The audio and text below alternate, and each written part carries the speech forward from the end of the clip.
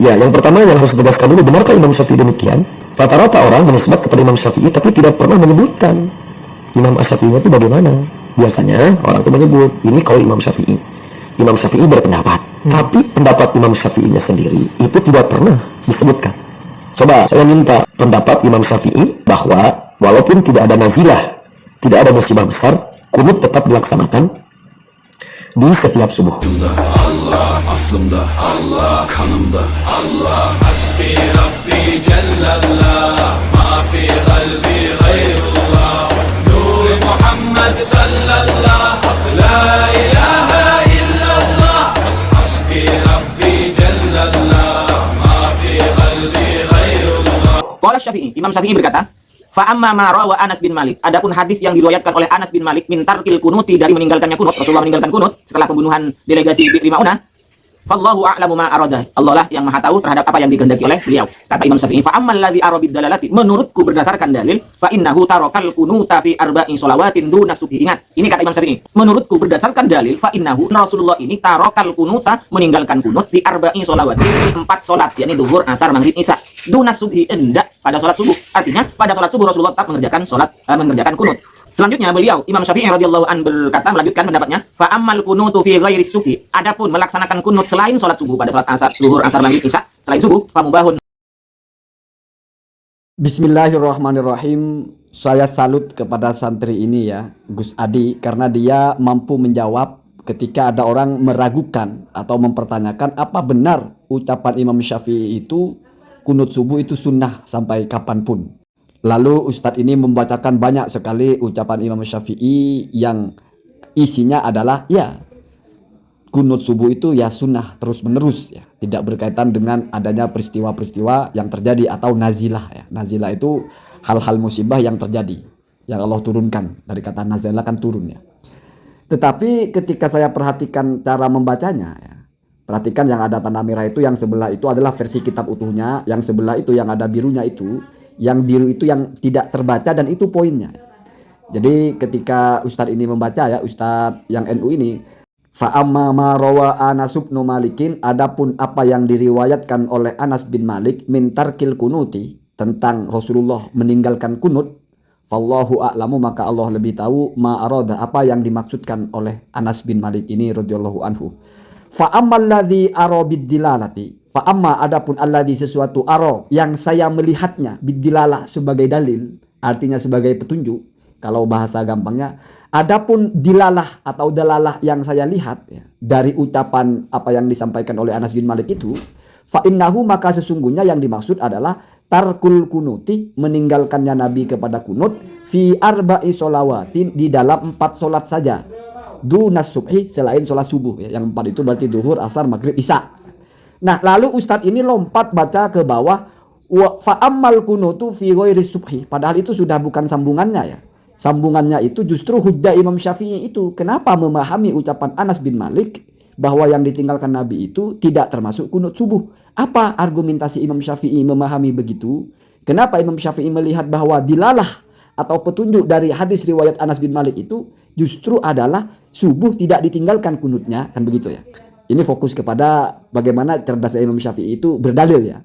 Karena beliau kan pede mengatakan, ammal ladzi arabid dilalah, kalau yang saya lihat sebagai dalil, atau kalau petunjuk yang saya lihat, atau kalau clue atau petunjuk yang nampak bagi saya, justru ya yang ditinggalkan oleh Nabi itu, yang dimaksudkan Anas bin Malik itu ya kunut selain di sholat subuh, artinya di 4 sholat saja. Mari kita buka yang biru itu apa, sedikit sekali. Coba perhatikan, saya baca, kama qalat Aisyatu, sebagaimana hadis riwayat Sayyidah Aisyah. Jadi Imam Syafi'i berdalil dengan hadis riwayat Sayyidah Aisyah ya, dalam rangka menetapkan bahwa maksud dari Anas bin Malik itu adalah yang ditinggalkan tidak termasuk kunut subuh ya. Apa itu? Furidotis sholatu rok'ataini ya. Kemudian fa'ukirrot sholatus safari wa zuyidat fi sholatil hadori, takni salasa sholawatin dunal maghribi, sampai di situ ya. Jadi ada satu hadis, kalau versi Imam Bukhari itu ada lengkapnya ya, awwalu ma furidat fi sholah ya, awwalu ma furidat fi sholatu ya. Pertama kali sholat difardukan itu rokaataini, 2 rokaat. Jadi dulu sholat itu 2 rokaat. Ketika Nabi pertama kali difardukan sholat itu, sebagaimana di Isra Mi'raj itu, sholat itu 2 rokaat, 2 rokaat. Jadi duhur 2 rokaat, asar 2 rokaat, isya 2 rokaat, subuh 2 rokaat. Ya. Kemudian fa'ukirot sholatus safari. Kemudian justru sholat safar saja yang 2 rokaat. Begitu cara memahaminya ya. Sementara sholat yang lain zuyidat fi sholatil hadori. Kalau sholat yang lain kalau tidak safar ditambah. Itu lalu dibahas. Ada versi hadisnya bahwa dalam Sahih Bukhari itu setelah Nabi hijrah. Bahkan kata Ibnu Jarir dari Al-Waqidi itu 1 bulan setelah Nabi hijrah itu baru sholat itu berubah rokaatnya. Ditambah. Kecuali yang tidak ditambah itu adalah sholat subuh dan sholat maghrib. Nah, kenapa sholat subuh tidak ditambah? Karena sholat subuh itu panjang bacaannya. Tulul kiro'ah. Kenapa sholat maghrib tidak berubah ditambah juga? Tidak dirombak juga? Karena sholat maghrib itu adalah witrun nahari. Witrun nahari itu adalah sholat ganjil penutup siang. Ya. Jadi dari subuh sampai asar menjelang maghrib itu kan siang. Nah, masuk maghrib itu dianggap sebagai penutup siang, ihtitamun nahar ya. Disebut naharnya itu. Maka disebutlah witrun nahar ya. Witir siang walaupun bukan di siang hari. Nah, dari sini bisa difahami bahwa Imam Syafi'i ini mengambil pendapat ternyata maghrib itu tidak termasuk yang awalnya 2 rokaat, tetapi dia sudah 3 rokaat sejak awal begitu ya. Walaupun ulama berbeda pendapat, ada yang berpendapat bahwa dulu maghrib juga 2 rokaat. Ya. Tetapi ada hadis lain ketika Sayyidah Aisyah menetapkan sholat itu 2 rokaat, di situ ada yang menyebut kecuali subuh dan kecuali maghrib ya.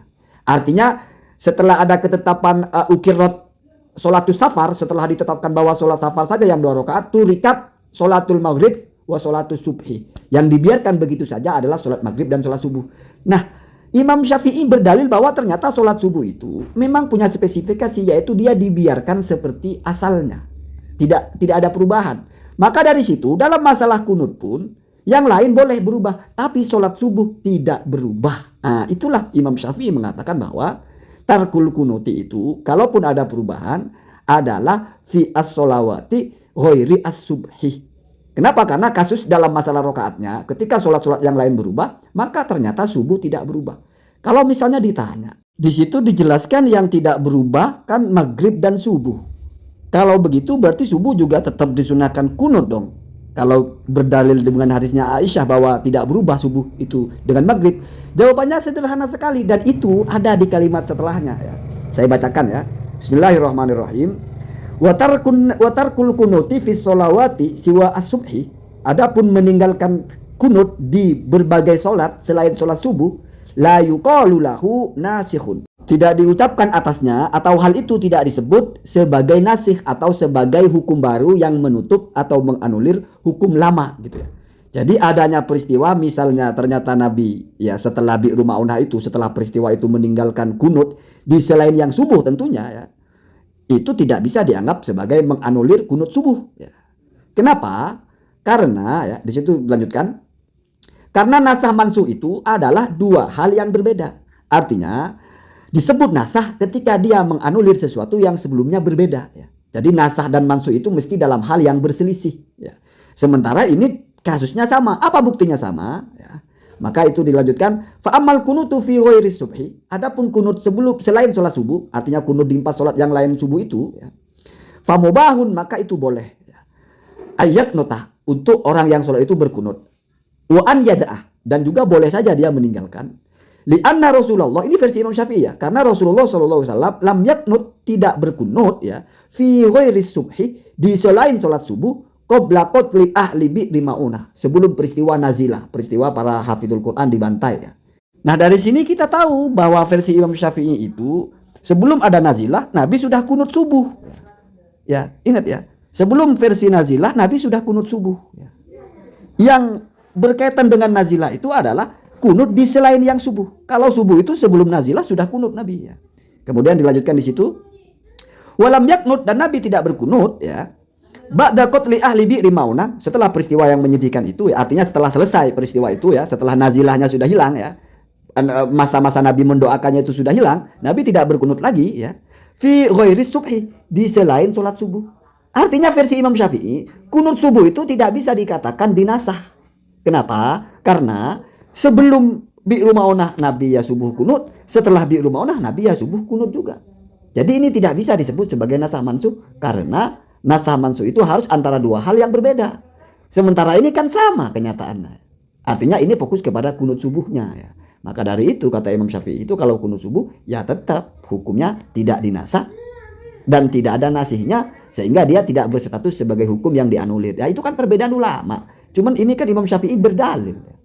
Kemudian maka dari itu turunlah pendapat ashab Syafi'i itu ketika mengucapkan bahwa Imam Syafi'i itu tentang kunut itu yang pertama jelas kalau subuh itu masnunun daiman, sunnah selamanya ya. Kalau bukan sholat subuh ya, maka ada 3 pendapat. Yang pertama ini yang paling populer, yang masyhur ya. Kalau ada nazilah maka disunahkan. Kalau tidak, tidak. Pendapat yang kedua, mau ada nazilah mau tidak tetap disunahkan. Pendapat yang ketiga, mau ada nazilah mau ada tidak tetap tidak disunahkan.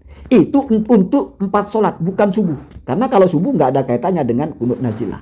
Maka adanya peristiwa Nabi berkunut lalu tidak berkunut berkaitan dengan peristiwa nazilah itu hanya dalam sholat selain sholat subuh. Itulah dipertegas juga kepada hadis Sayyidah Aisyah di sisi lainnya bahwa sholat subuh tidak ada perubahan sama sekali. Kira-kira seperti itu ya. Jadi maksud Imam Syafi'i itu kalau subuh tidak berubah karena tidak berkaitan dengan apapun. Kira-kira begitu termasuk dalam soal kunutnya. Inilah ulama membahas hukum. Allahumma hadina hadasabil. Assalamualaikum warahmatullahi wabarakatuh.